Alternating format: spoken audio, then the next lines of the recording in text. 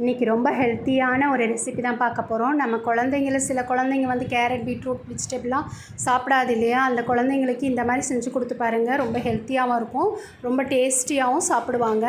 வீடியோக்குள்ளே போகலாம்.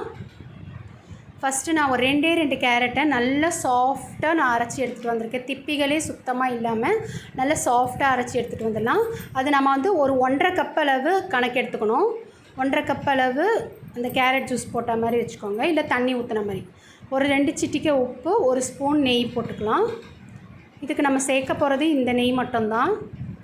இப்போது நல்லா கொதி வரட்டும். கொதி வந்ததுக்கப்புறம் பார்க்கலாம். இப்போது ஒரு கொதி வந்துருச்சு பாருங்கள். இந்த டைமில் நாம் 1 கப் அளவு அரிசி மாவு சேர்த்துக்கோங்க. சேர்த்துக்கிட்டு ஃபுல்லாக லோ ஃப்ளேமில் வச்சுட்டு நல்லா கிளறி கொடுத்துக்கோங்க. அது ஒரு கட்டி பதமாக வரும், ஒட்டாமல் இருக்கும். கையில் தொட்டு பார்த்தா அந்தளவுக்கு பக்குவம் வர வரைக்கும் கிளறி கொடுத்துக்கோங்க. ஒரு 2 நிமிஷத்துலேயே வந்துடும் அந்த பக்குவம் நமக்கு.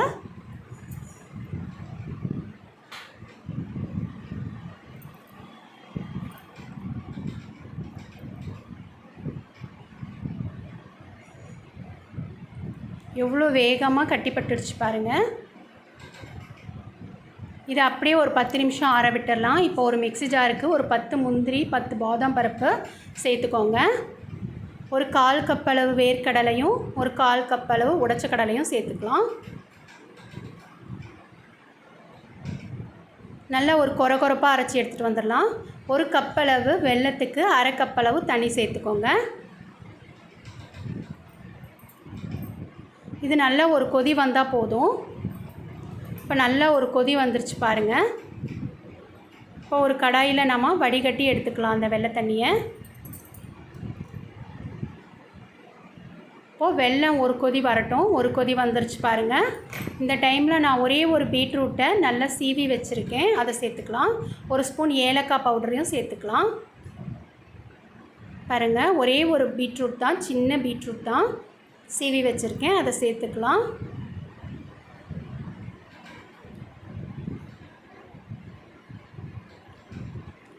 ஒரு கப் அளவு தேங்காய் துருவல். இது ரெண்டுத்தையும் மிக்ஸ் பண்ணி நல்லா அந்த தண்ணி ஃபுல்லாக வத்துற வரைக்கும் நம்ம மிக்ஸ் பண்ணி எடுத்துக்கோங்க. இப்போ பாருங்கள், நல்லா தண்ணி வற்றி நல்லா கொதிச்சுட்டு இருக்குது.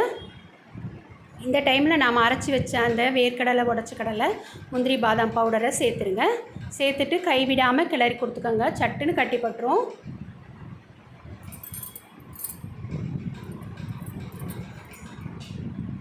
பாருங்கள், நல்லா திரண்டு உருண்டு வருது பாருங்கள். இந்த பக்குவத்துக்கு இருந்தால் போதும். இதை அப்படியே ஆற விட்டுடலாம். இப்போ நான் ஒரு வாழை இலையில் நல்ல ரவுண்ட் ஷேப்பில் கட் பண்ணி வச்சுருக்கேன்.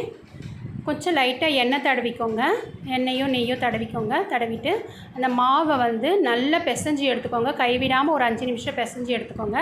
எடுத்துக்கிட்டு அதிலேருந்து ஒரு உருண்டையை எடுத்து வச்சு ஒரு பிளாஸ்டிக் கவரை வச்சு அதுக்கு மேலே அந்த இதுவை வச்சு இந்த பருப்பு இது பண்ணுறோம் இல்லையா, அதை வச்சு அழுத்தம் கொடுத்தா சூப்பராக ரெடி ஆகிடும். நம்ம கைகளால் பண்ணணும்னு அவசியம் கிடையாது.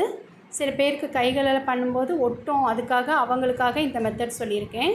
நம்ம கைகளால் பண்ணுறது ரொம்ப ஈஸி தான்.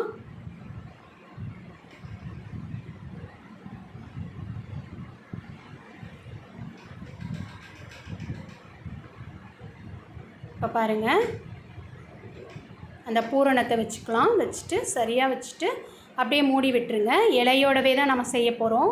வாழை இலையோட மருத்துவ குணமும் நமக்கு கிடைக்கும். ரொம்ப ஹெல்த்தியான ரெசிப்பியாகவும் இருக்கும் இது. இந்த மாதிரி நம்ம மூடி விட்டுருங்க. பாருங்கள், சூப்பராக கொழுக்கட்டை ரெடியாகி வந்துருச்சு. இதை அப்படியே எல்லாமே இதே மாதிரி செஞ்சு எடுத்துகிட்டு வந்துடலாம். ஒரு இட்லி பாத்திரத்தில் தண்ணி நல்லா கொதிக்க விட்டுடுங்க. ஒரு இட்லி தட்டு போட்டுக்கோங்க. போட்டுட்டு நம்ம செஞ்சு வச்ச எல்லா கொழுக்கட்டைகளையும் மெதுவாக அடுக்கி வச்சுருங்க.